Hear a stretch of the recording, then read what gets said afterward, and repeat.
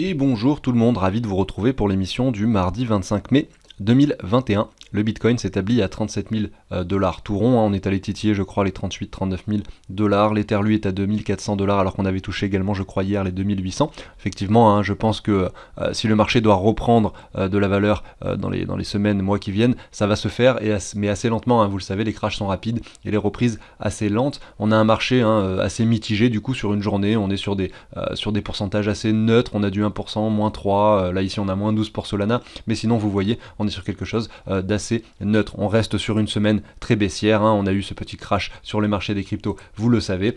Il va falloir laisser le temps au marché de digérer tout ça, hein, comme c'est le cas dans vos émotions personnelles, vous le ressentez, c'est-à-dire qu'au début vous sentez un petit peu de la peur et un petit peu du désespoir, et puis après généralement il faut quelques jours, hein, même c'est mon cas et c'est le cas je pense d'à peu près tout être humain normalement construit, de réussir à digérer ça et d'accepter ce prix donc qui est aujourd'hui du Bitcoin à 36-37 000. Au début on a du mal à l'accepter et c'est seulement ensuite qu'on commence tout simplement à l'accepter, et c'est généralement à ce moment là également que le marché peut reprendre un petit peu de vigueur, hein. Voilà pour ça, on va directement, donc aujourd'hui on va analyser très rapidement, hein, comme d'habitude le Bitcoin avant l'intro, mais je vais faire ça vraiment rapidement, et ensuite c'est l'émission qui est consacrée aux altcoins, hein, aujourd'hui, vous le savez, donc on va ensuite analyser pas mal d'altcoins, peut-être, alors normalement c'est une quinzaine, mais en fait ça dépendra du temps que j'ai, peut-être que je la diviserai en plusieurs parties l'émission comme je le fais habituellement. Alors c'est parti, on est ici sur le Bitcoin en weekly qu'on va passer, hein, de façon très rapide. On voit effectivement qu'on avait un sommet ici sur le RSI, un ici, donc là on n'avait pas de divergence, et la divergence a commencé à se dessiner à partir de cet endroit-là, hein. Vous voyez, à cet endroit-là, les cours ont fait des nouveaux plus hauts avec un RSI qui, lui, n'en faisait pas. Et finalement, ça s'est traduit par une divergence confirmée.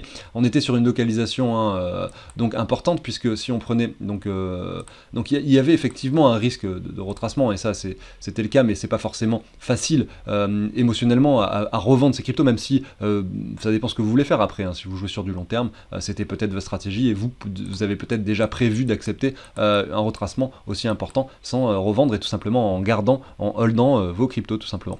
Si on reprend du coup ce que je voulais vous dire, alors on va se mettre en logarithmique, hein, pour que ce soit plus clair. On reprend le cours comme ceci, on se met un Fibo comme ça, on reprend ici le crash Covid, et on regarde un petit peu les objectifs, et vous voyez ici on a touché les 261,8, donc on avait la localisation, excusez-moi, qui était donc présente, la divergence même en weekly qui s'est dessinée, et ensuite si on se met ici en graphe, on va voir ça, tac, voilà.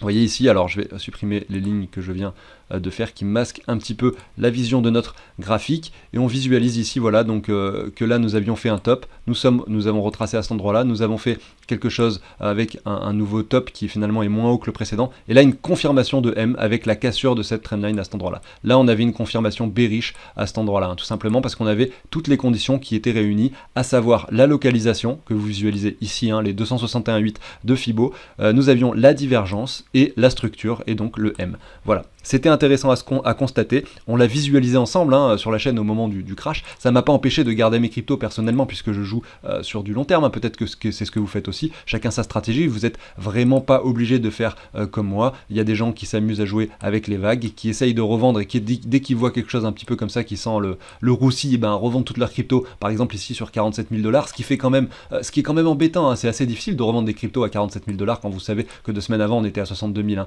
hein. Donc c'est vrai que si vous attendez toutes les confirmations, des fois ça vous laisse le doute tout de même, puisque après une bougie rouge comme ça, moi j'aime pas revendre finalement. Mais il va falloir, attention, hein, lorsqu'on va se mettre des paliers de revente pour la fin du bull run, il va falloir clairement réussir à revendre par palier, même si on a un Bitcoin qui est 10 ou 15 ou 20% plus bas que le top qu'il a atteint juste avant, hein, parce que évidemment il faut savoir prendre ses profits à un moment donné, il faut savoir voilà, être fort par rapport à ça, même si on se dit que 4 jours avant on aurait pu avoir par exemple 10 000 € de plus sur notre portefeuille. Il faut toujours rester prudent et savoir un peu comment faire les choses. Et c'est pour ça, et c'est également que j'ai créé cette chaîne et que j'essaye un peu de partager avec vous, hein. Voilà, ici donc on a confirmé ce M, on est descendu plus bas, et là on regarde un petit peu ce qu'il en est. Alors là effectivement je suis en logarithmique, donc les pourcentages vont être un peu chelous, mais si je l'enlève, voilà, je vais pouvoir l'enlever désormais, tac. On a tout de même pas mal retracé, on est quasiment revenu sur les 0,6. Est-ce que cette localisation est intéressante ?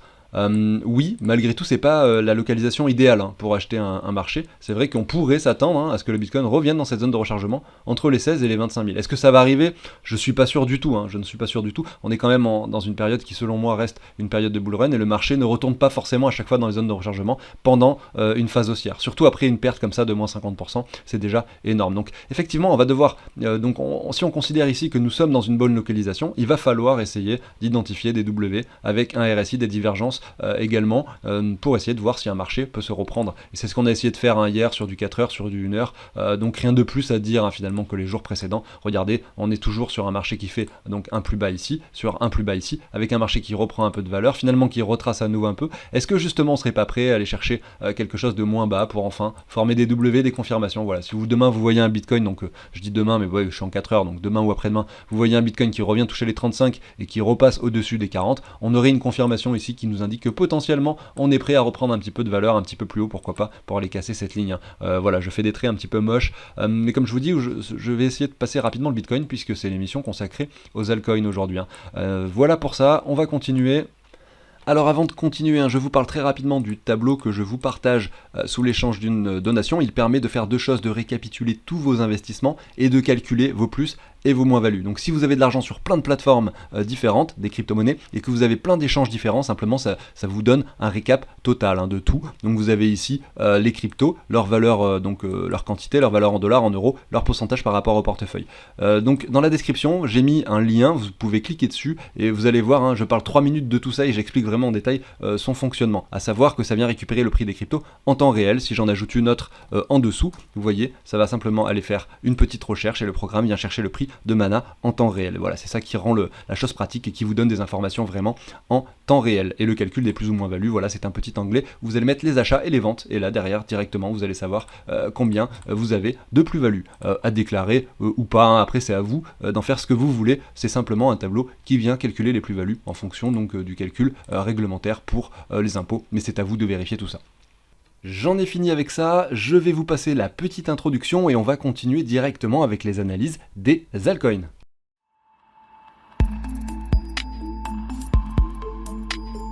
Et on commence avec le Litecoin par rapport au dollar. On va le regarder par rapport au Bitcoin juste après.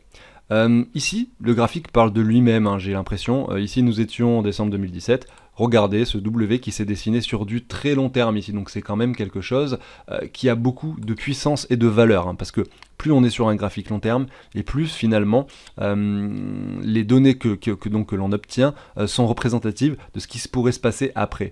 Plus on va sur des time frames inférieurs, sur du 1 heure, sur du 30 minutes, du 4 heures, et effectivement, c'est aussi fiable, mais sur une durée bien plus courte. Là, ce graphique long terme nous indique que potentiellement, sur les mois qui viennent, clairement, le Litecoin pourrait être un investissement très intéressant. Pour la simple et bonne raison, je ne vais pas passer 3 heures sur ce graphique, mais regardez ici, on a un W qui s'est confirmé donc à cet endroit-là, lorsque nous avons cassé cette ligne violette que j'ai dessinée. On est revenu tester la neckline, mais assez rapidement, on est allé chercher un nouveau sommet, on vient chercher à chaque fois un nouveau sommet, et regardez où est-ce que donc là je suis en weekly, le corps de chandelle du Litecoin s'arrête pile poil finalement sur le niveau de confirmation de ce W. C'est ce qu'on appelle la neckline. Vous voyez, on a la clôture pile poil à cet endroit-là, et qu'est-ce qui se passe? Ça rebondit directement dessus. Donc je parle du niveau ici des 140 $ environ. Alors si vous avez eu, donc si vous suivez la chaîne au quotidien, vous savez un petit peu comment fonctionnent un petit peu les graphiques, parce que c'est vrai que je les analyse beaucoup, et c'est vrai que là, on avait quelque chose de très pertinent, et peut-être que certains d'entre vous ont pu profiter pendant ce crash, justement, pour saisir des achats comme ça, puisque je le répète, c'est toujours bien de fonctionner par palier. Quelqu'un qui souhaitait investir dans le Litecoin, là, c'était pas le moment, on n'avait que des bougies vertes, il fallait attendre un petit retracement. Est-ce que c'était prévisible un retracement aussi profond? Pas forcément. Donc vous auriez pu faire quelque chose de très intéressant. Je sais que quand on a vraiment envie d'investir dans quelque chose, généralement on n'est pas patient, mais il faut l'être, il faut toujours. Si on n'est pas patient par exemple et qu'on a 1000 € à investir, je pense que acheter 200 € d'un coup en se disant voilà je suis pas patient, je veux absolument acheter, c'est bien, et vous en gardez 800 pour peut-être plus tard, si jamais il y a une chute. Voilà, donc vous pourriez par exemple vous mettre un Fibo comme ceci et essayer d'identifier et mettre vos paliers d'achat. Vous avez les 23,6, les 38,2, les 0,5, les 0,6. Et nous sommes pile poil entre les 0,6 là et les 78,6. Donc c'est vraiment ça, c'est la zone de rechargement. Si vous êtes quelqu'un de plus patient et qui vous en foutez un petit peu de quelle crypto vous achetez, mais vous achetez que des configurations graphiques intéressantes, vous auriez tranquillement attendu cette zone, hein. Vous l'auriez tranquillement attendu. Et là, ça aurait été gagnant pour ce coup-là, mais c'est pas forcément le cas à chaque fois. Et malgré tout, voilà, on a à la fois donc le retour sur neckline, à la fois la zone de rechargement. Là, on revient sur les niveaux des 61,8 hein, actuellement. Vous auriez pu vous mettre plusieurs paliers d'achat, donc vous auriez pu lisser votre achat sur un prix, voilà, du Litecoin entre 200, on va dire, et 230$, sachant qu'il avait touché un sommet à 400. Et peut-être que voilà, vous avez un prix qui est intéressant, puisque une fois qu'on a ça, peut-être que le marché va simplement continuer à latéraliser pour aller chercher un sommet par la suite, hein. Ici on avait un double top, donc c'est quand même une résistance très très forte, hein. Notamment parce que le cours avait déjà atteint ce sommet, on n'a pas fait de nouvelle ATH ici, on a simplement titillé l'ancien ATH. Et donc voilà, grosse résistance, et ça s'est traduit par cela. Alors effectivement, hein, c'est dû au fait, c'est un contexte qui fait que ça s'est passé comme ça, à savoir que c'est une rivière qui coule, comme j'ai l'habitude de le dire, et le Bitcoin, hein, s'il décide de chuter, le reste également, donc le Litecoin en fait partie bien sûr, et c'est comme ça également que ça s'est passé, hein. Bon, pour résumer cela de façon très simple, hein, on est sur un prix qui est intéressant là pour déclencher un achat. Clairement, on est sur un prix qui est intéressant sur le Litecoin. Est-ce qu'il faut le saisir? J'en sais rien, c'est vous qui prenez vos décisions. Mais si vous êtes un nouvel investisseur dans les cryptos et que vous avez vu ce crash et que vous êtes là pour finalement vous dire que voilà, c'est peut-être le moment, bah, vous n'avez pas forcément tort, hein. Là, je pense qu'on est sur un niveau pertinent. On va voir si ça coïncide tout de même avec quelque chose d'intéressant sur le graphique du Litecoin par rapport au Bitcoin, hein. Alors c'est vrai qu'il commençait à être bullish le graphique, hein, et donc c'est vrai, regardez, je trouve ça très intéressant également, puisqu'on n'a pas fait de nouveau plus bas ici. À chaque fois je vous disais, mais le Litecoin, hein, il avait beau avoir dessiné ce W que j'ai vu par rapport au dollar, à chaque fois on faisait des nouveaux plus bas par rapport au Bitcoin. Donc les deux graphiques ne coïncidaient pas, il n'y avait pas quelque chose par rapport au Bitcoin qui nous disait que le marché était prêt à reprendre de la valeur, mis à part cette divergence que l'on visualise à cet endroit-là, hein. Ici, regardez la divergence que l'on peut voir, tout simplement avec un marché qui fait des nouveaux plus bas, et là ici la divergence a été confirmée lorsque nous avons cassé ce niveau-ci, et ça correspond également à la cassure de cette trendline long terme qui vient chercher le sommet ici et le sommet là. Voilà, donc là on l'a cassé, le Litecoin a été très bullish par rapport au Bitcoin, comme la plupart des crypto-monnaies pendant cette période. Finalement le Litecoin était voilà, revenu sur quelque chose où on pouvait se dire il y avait de l'espoir, il y a eu ce crash qui revient chercher cette trendline de façon assez précise. J'avais pas vu le graphique, hein, avant de faire cette vidéo, mais clairement là quand je vois ça, je me dis que par rapport au dollar, on a une configuration intéressante parce que nous sommes dans la zone de rechargement et que nous sommes revenus tester la neckline. Par rapport au Bitcoin, c'est pareil, on revient tester donc cette trendline, on rebondit dessus à nouveau. Est-ce que donc ça veut dire que potentiellement le marché est prêt à faire ça? Je n'en sais rien, mais graphiquement, on a des indications qui nous indiquent que là, c'est effectivement un moment très pertinent pour investir, en tout cas dans le Litecoin. Je vais continuer avec IGLD, et j'ai l'impression tout de même, hein, que cette vidéo va être un peu longue, et je crois pas que j'aurai le temps de faire toutes les cryptos, parce que je suis comme ça, j'aime bien parler, et je raconte beaucoup de choses. En plus, aujourd'hui, il y a énormément de trucs intéressants à dire, puisque suite à ce crash, les analyses deviennent intéressantes à faire. On est sur quelque chose où enfin, on a un marché qui nous dessine des choses qui peuvent être intéressantes.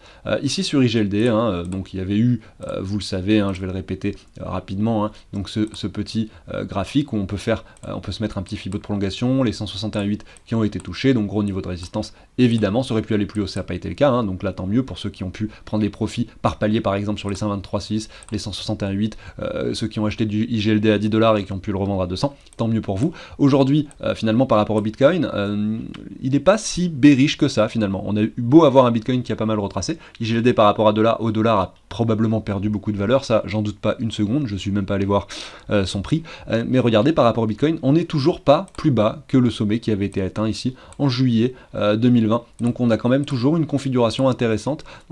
Si on se met donc du coup un Fibo de retracement comme ceci, on ira le voir, hein, par rapport au dollar après, je sais que vous aimez bien que je fasse ce travail. Ici voilà, donc on a touché les 38,2, les 0,5, mais on n'est pas revenu dans cette zone de rechargement, et malgré tout voilà, on revient tester cette ligne de support désormais avec cet ancien sommet. Donc il est possible que l'on n'aille pas plus bas sur IGLD, hein.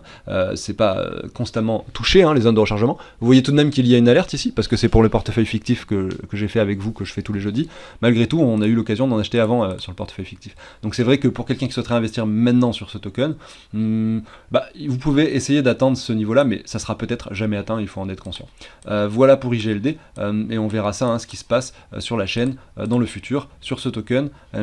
Alors si je me mets en logarithmique, je vais voir qu'il y a quelque chose d'intéressant. Voilà, en logarithmique, on peut se mettre une trendline comme ceci, et donc ça correspondrait pile poil en plus à la zone de rechargement, qui vient chercher le bottom ici, et le bottom ensuite, qui se trouve un petit peu plus loin à cet endroit-là. Voilà, donc ça aussi, on peut se dire que ça peut être pertinent. Est-ce que ça va arriver?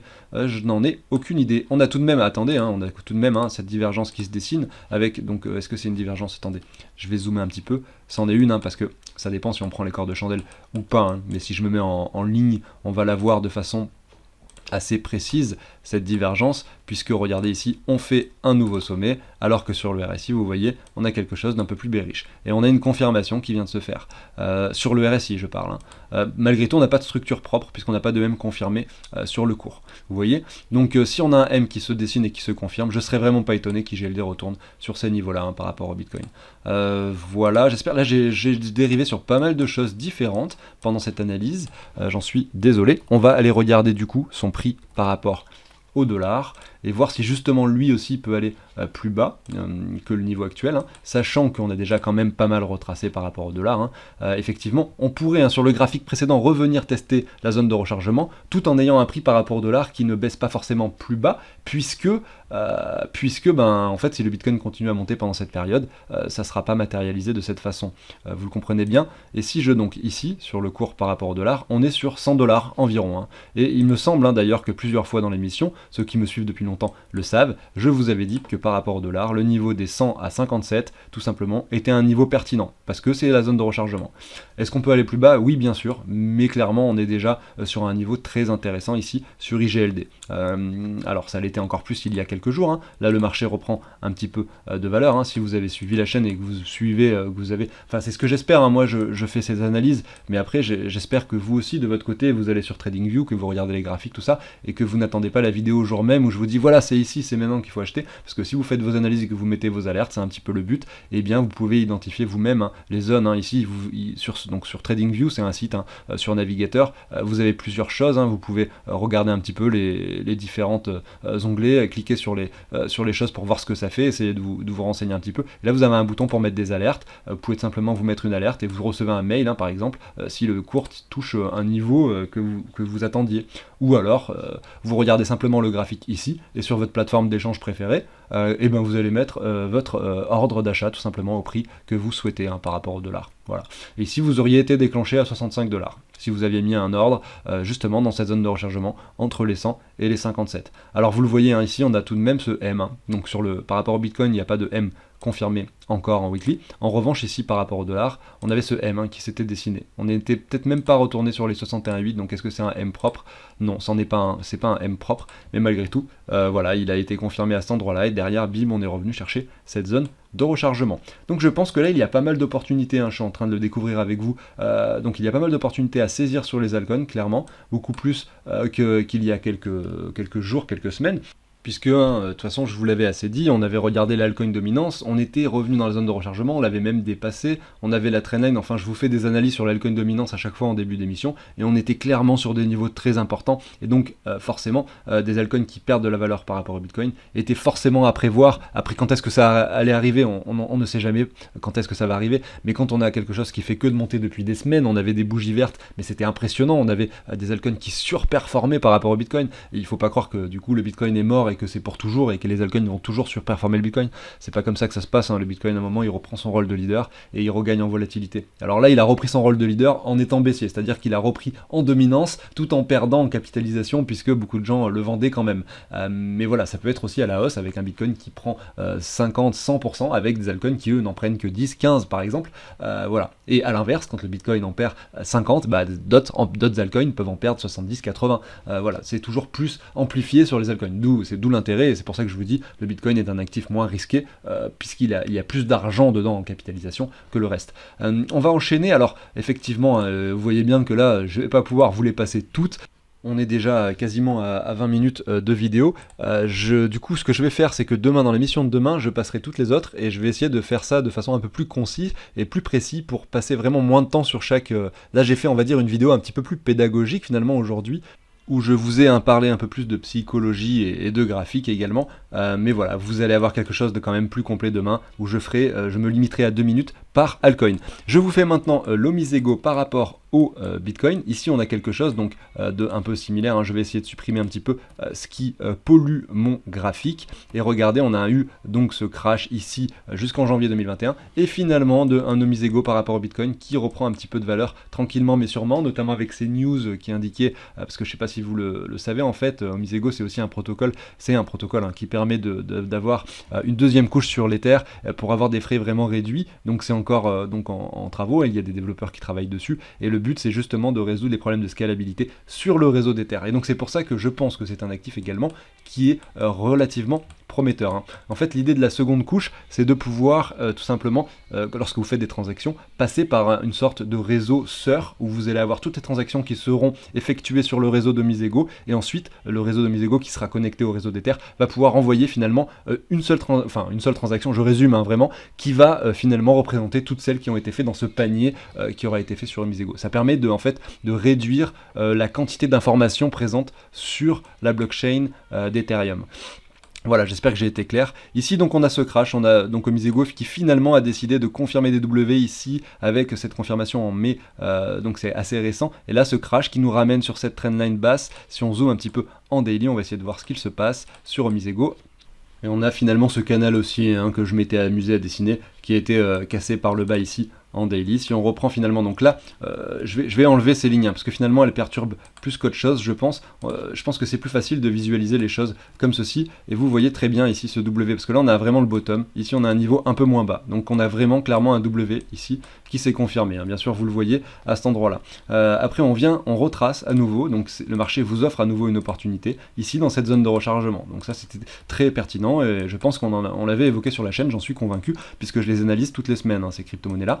Et ensuite, voilà, le marché remonte et confirme à nouveau un W, ce que j'appelle un W dans un W, ou plutôt un double W, hein, comme vous voulez, avec un marché qui revient faire un nouveau sommet ici par rapport au Bitcoin pour chercher un niveau très important. En fait, quand je dis très important, c'est que si on reprend par rapport au bottom et le sommet, hein, on a tout de même sur Omisego, regardez ici, 200%. Mais ça reste assez faible par rapport au potentiel qu'il y a derrière, hein. Et si on revient chercher l'ancien sommet, vous voyez, on a encore un potentiel de hausse intéressant.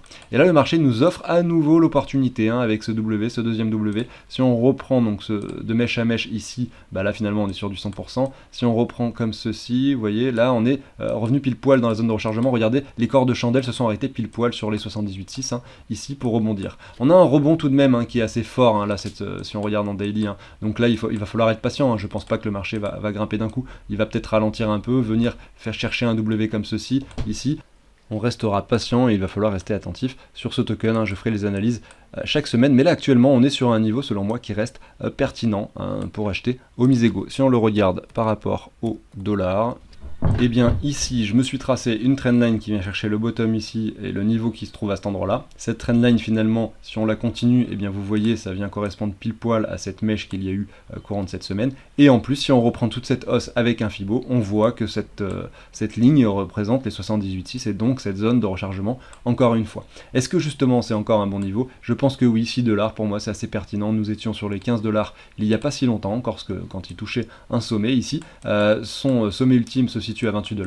Mais si vraiment c'est un réseau qui peut permettre de réduire les frais d'Ether et que le layer 2 fonctionne correctement, etc., pourquoi pas avoir un Omisego qui vient chercher plus haut, hein. Je vais pas faire le travail ici, mais vous pouvez imaginer un Omisego sur des niveaux bien supérieurs, je pense, sans aucun souci. Est-ce que ça va arriver? Bien sûr qu'on ne le sait pas, hein. On diversifie notre portefeuille, on achète plusieurs tokens, ceux qui nous semblent intéressants, et ensuite on voit ce qui se passe, et en fonction de ce qui se passe, on essaye d'identifier des paliers de revente, tout simplement.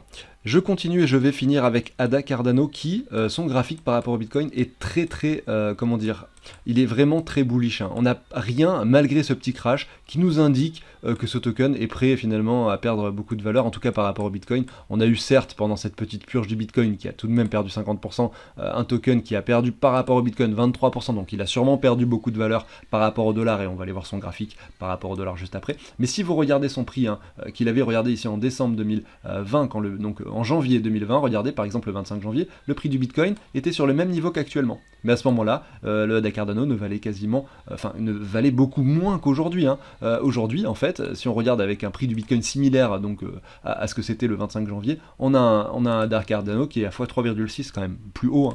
Donc vous voyez, il faut quand même se dire que voilà, là on a quelque chose, un token qui reste très très fort. On a regardé cette trendline que j'ai dessinée, qui représente le bottom à cet endroit-là, le sommet ici, on s'en est servi donc de résistance 2 fois ici avant de le casser, on s'en est même pas servi de support par la suite. Je me serais attendu plutôt avec un crash pareil, comme celui que nous venons de vivre, peut-être d'avoir un Cardano qui revienne plus bas pour peut-être un jour retester cette trendline, mais quand je vois comment il se comporte actuellement, je pense que potentiellement on n'atteindra jamais ce niveau.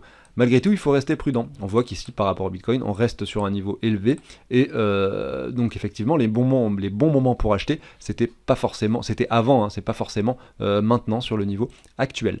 Si on reprend cette hausse, vous voyez ici que nous sommes revenus chercher les 38,2 approximativement sur une mèche express. Voilà, c'est une affaire à suivre, on verra ce qui se passe sur ADA Cardano.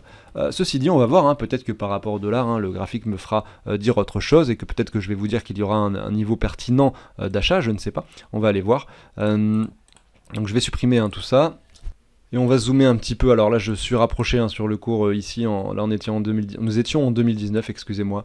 Voilà, on a un graphique qui fait un plus haut ici, vous voyez, avec un RSI qui monte. Donc pas de divergence à cet endroit-là. Un RSI à chaque fois qui monte plus haut. Donc là, vraiment, ça a été vraiment extrêmement bullish sur ADA. Nous étions ici en août 2020 sur les 13 centimes pour toucher ici les 1,30 $. Donc avec toujours un RSI qui est plus haut. Donc c'est ça qui est étonnant. Enfin, étonnant non, mais qui nous fait dire que ce marché est très bullish. C'est qu'à chaque fois, nous avons donc le RSI qui est encore plus haut à cet endroit-là. Donc là, ici. Ensuite, ici, voilà, nous étions encore plus haut. Et c'est seulement maintenant qu'on commence à voir enfin une divergence qui n'est même... Alors, est-ce qu'elle est confirmée? Oui, elle est confirmée, cette divergence, mais malgré tout, vous voyez, on n'a pas un cours qui redescend très très bas. Nous avons touché ici les 2,51 $ pour finalement s'établir aujourd'hui à 1,51 $, ce qui fait finalement par rapport au sommet sur Cardano, nous sommes, regardez ici, à moins 39%. Donc c'est un des rares tokens, je pense, à ne pas avoir perdu en dominance par rapport au Bitcoin, tout simplement. Voilà, donc est-ce que c'est le bon moment d'acheter?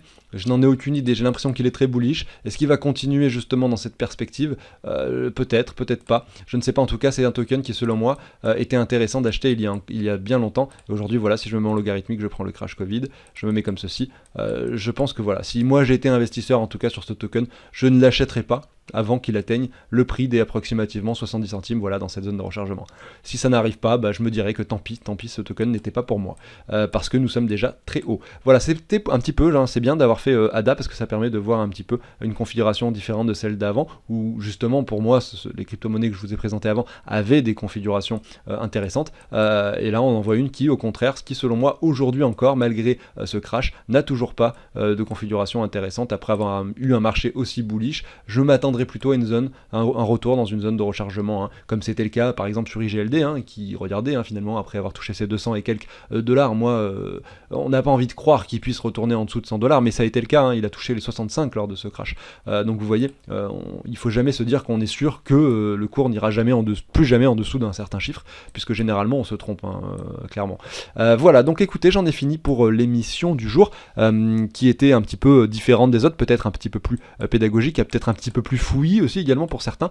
N'hésitez pas à me dire ce que vous en avez pensé, et puis je vous souhaite à tous une très bonne journée. Pensez à vous abonner, à activer la petite cloche pour pas manquer les émissions quotidiennes, à liker la vidéo, et je vous dis à demain du coup pour une nouvelle émission. Salut tout le monde!